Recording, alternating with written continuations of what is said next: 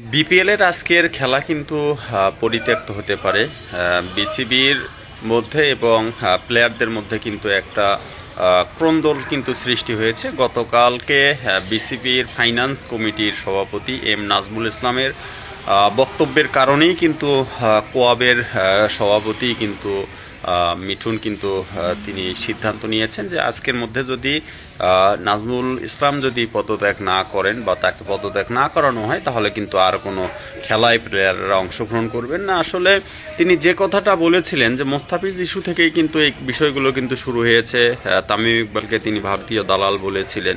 তো আসলে ক্রিকেটটা হচ্ছে একটা সর্বজনীন একটা খেলা। আসলে ক্রিকেটকে বিভিন্ন রাজনীতিক ইস্যুর মধ্যে যখন প্রবেশ করানো হয় সেটা কিন্তু তখন আর ক্রিকেট থাকে না, সেটা কিন্তু অন্য কিছুতে চলে যায়। তারপরেও তিনি কিছু কঠিন কথা বলেছেন যেটা আসলে ক্রিকেটারদের কাছে পছন্দ হয়নি, যে ক্রিকেটারেরা যদি না খেলে বা খেলতে যায়, খেলতে গিয়ে যদি তারা তাদের কোনো প্রাপ্য যদি না পায় বা ভালো কোনো অর্জন যদি না অর্জন করতে পারে বাংলাদেশ ক্রিকেট দল, সেই ক্ষেত্রে তাদের পিছনে যে বিসিবি অর্থ ব্যয় করবে এই অর্থটা কিন্তু বিসিবি কখনো ফেরত চাবে না আর কি।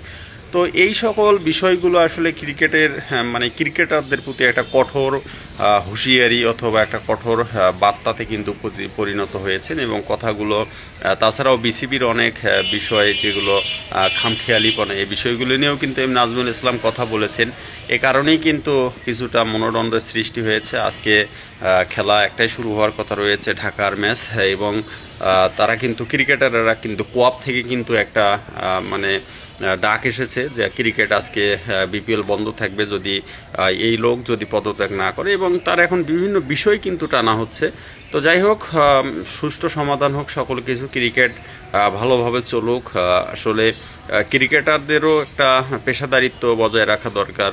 তাদেরও আসলে বাংলাদেশ ক্রিকেট বিসিবি যে পরিমাণ তাদের পিছনে অর্থ ব্যয় করে তারাও আসলে সচেতন হওয়া দরকার।